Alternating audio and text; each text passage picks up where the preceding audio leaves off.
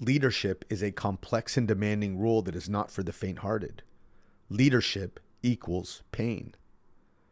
It requires resilience, determination, and the ability to navigate through that pain. As a leader, you carry a weight that most people don't understand. And in fact, you often experience more hurt than others can ever fathom. And today on the podcast, we will delve into the topic of leading through pain. And I want to explore the different types of challenges that leaders face, whether it's personal pain, pain resulting from our own mistakes, or internal forces outside of our control. Effective leadership requires acknowledging. It requires diagnosing and treating these issues in a very similar way to how we deal with physical pain. My name is Sasha, and this is Entrepreneur Insight.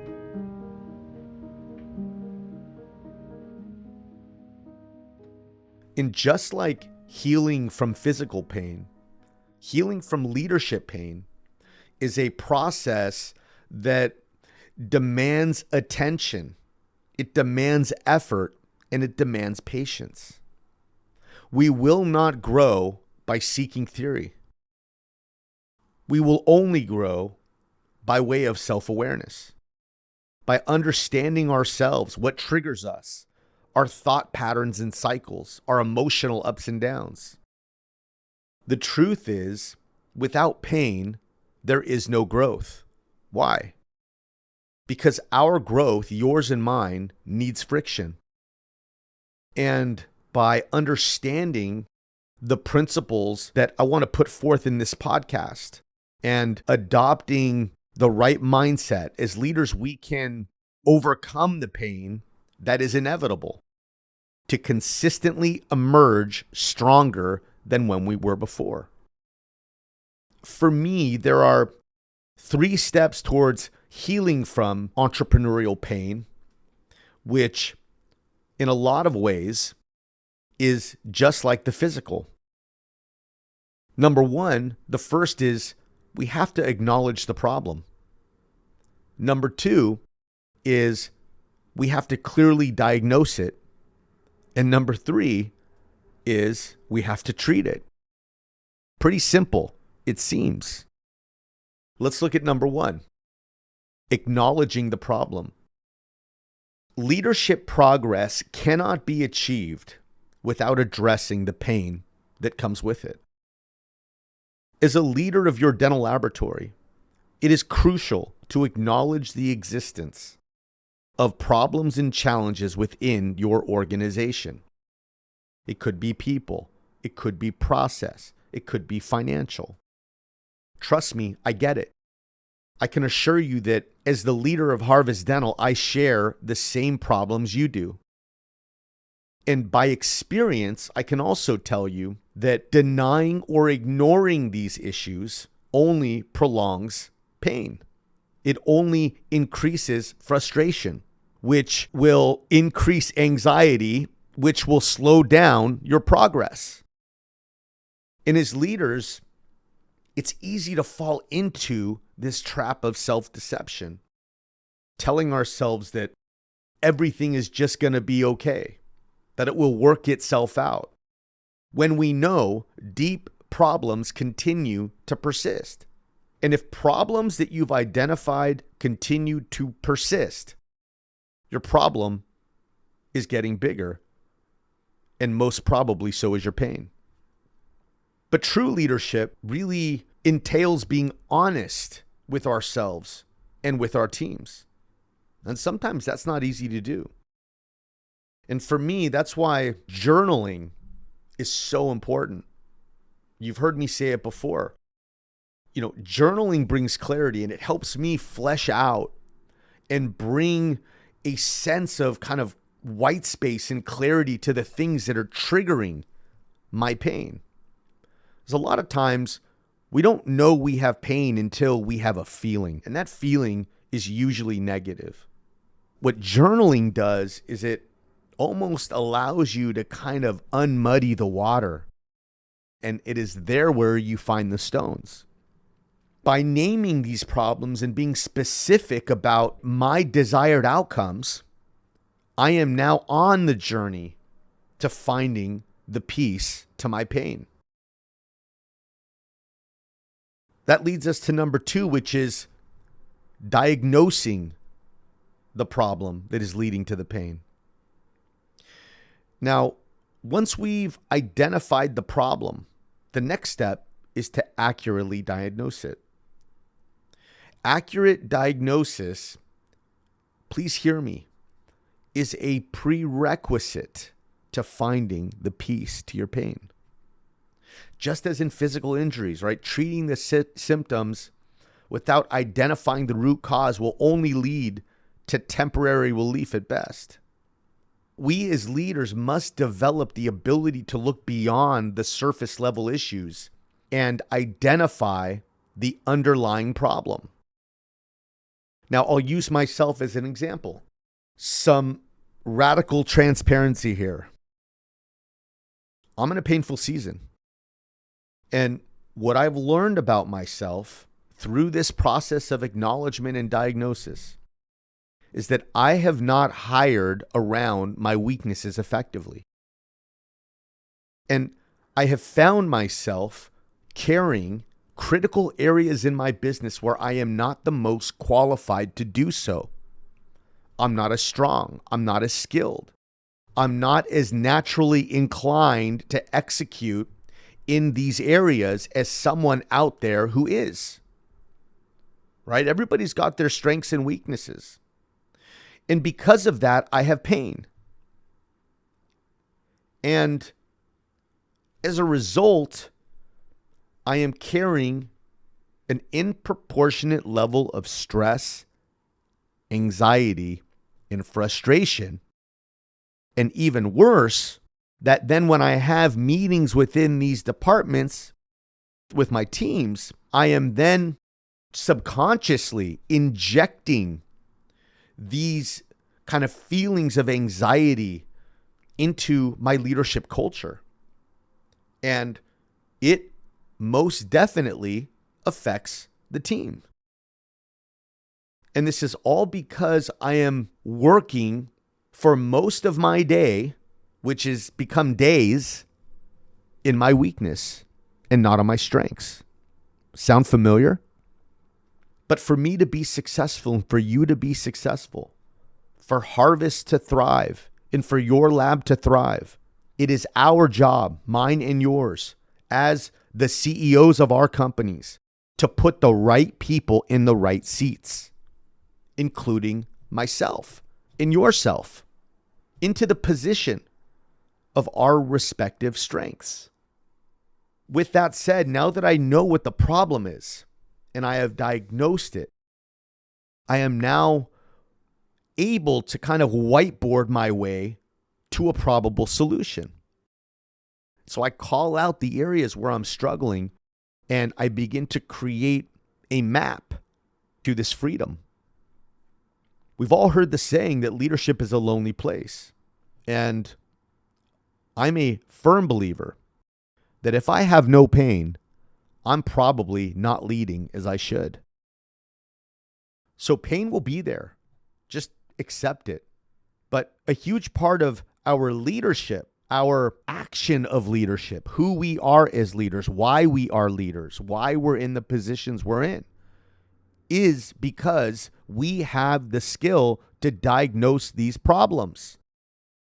And when we run from them or we don't deploy that skill, the pain will not go away. By diagnosing the problem accurately, we can develop targeted strategies and allocate resources accordingly so that we can move from confusion to clarity of thought. Seeking outside perspective can provide valuable insights. I recently hired an executive coach to help guide me through this process. As Harvest continues to grow and redefine itself, I, like anybody else, will hit levels of the Peter Principle where I become incompetent. What got me here will not get me there.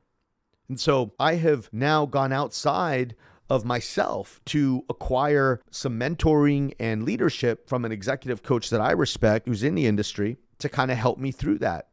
And so as leaders, it's easy for us, myself, to lose objectivity due to emotional attachments or even just the close proximity to the issues that we face. It's sometimes hard to see them when you're in them. And so somebody that can kind of look from the outside, I think could be really valuable. And I've found it to be so. They offer a fresh perspective and they can help us as leaders to gain a more comprehensive understanding of the challenges at hand. And number 3, let's talk about treating the problem, the medicine. Treating leadership pain requires taking, hear me, decisive action. Decisive.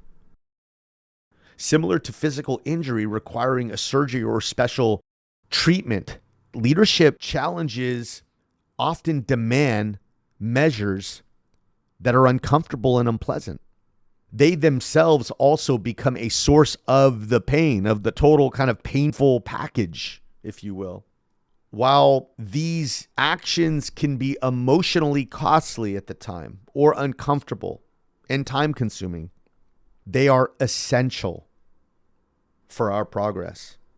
Sometimes it's letting go of someone we care about, or it's quitting a project that you've heavily invested in, both emotionally and financially, or it's just having a crucial conversation with a team leader or a customer even.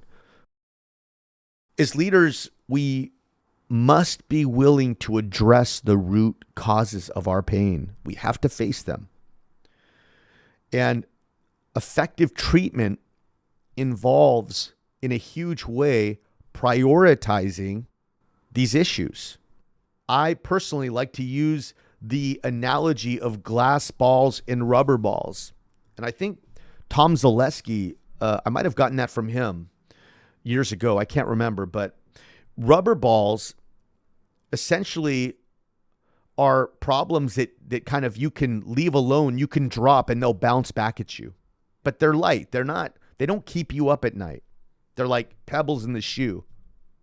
But glass balls, if you drop them, they shatter. And so what are the glass ball type pains in your business that need to be addressed? The things that keep you up, the things that will differentiate you, positive or negative, to your people or to the market or with regards to the performance of your business. It's important to recognize that the healing process doesn't happen overnight. A lot longer and maybe more challenging than we first expect. And we must brace ourselves for the potential obstacles and the setbacks within that process that may also arise.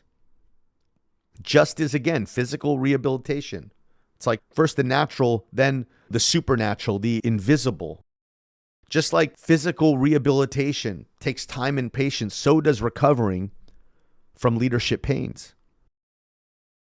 Another thing that I'll say is it's essential to communicate openly with your teams, especially when you find yourselves at a point or growing points of frustration. And that's usually because the people that are sitting in the seats they're sitting in are actually not sitting in the right seats. And so they're not able to execute to your expectation, which in turn frustrates you. But there is a misalignment. When that happens, we need to address those vulnerable issues head on. Because the worst thing that you can do is become passive aggressive in a business relationship or with somebody on your team. You get so frustrated, you're just like, I'm just not going to talk to them today. Or you start to become almost kind of short or those types of things. You got to watch that. That's a weed that will poison the garden. The key in working through those situations is to reinstill clarity. because clarity will lead to confidence. If you don't have clarity, you can't have confidence. And we do that by, again, communicating clearly by way of vision, what the vision is, and communicating the outcomes that you expect. A huge one, and I seem to do this often, is admitting when you're wrong. Admitting when you're wrong. Demonstrating vulnerability as a leader. You have no idea how valuable that is to the people that you lead, especially after you've overreacted or went high and to the right or became angry or frustrated or took out your frustration on somebody within your team. You might find somebody is your kind of your ear because you're comfortable with them and they're comfortable with you, and they'll listen to you bitch and moan. But let me tell you, that is a huge vulnerability in your leadership and mine. I put myself in that boat as well. So I'm not singling anybody out here. Trust me, right? Leadership is a constant journey. But if you've gone that route, own up to it, apologize, and let them know that you should have handled that differently. By doing that, you can restore the trust and confidence, right, in those that you are called to lead. As we close, again, leading through pain is an inevitable part of leadership. Develop thick skin, develop some callus around that. Acknowledging, diagnosing, and treating leadership challenges are essential steps towards progress and growth. Let me tell you, as I speak to you, I speak to myself. By embracing these principles, I feel as though as I rely more on my own self-awareness and intentionally really applying a proactive mindset, getting back to the vision, right? I can navigate through the pain and use it to emerge stronger than before. And so can you. In those tough times when we tend to want to beat ourselves up mentally, it is crucial to be kind to yourself. Because again, leadership will tell you that you're not good at almost anything that you do. And so we have to be kind to ourselves. We have to be. And we have to remember that progress does not come without pain. But it is in this face of adversity that leaders, truly shine. By being honest with ourselves. Again, acknowledging the existence of problems, accurately diagnosing their root causes, and acting decisively.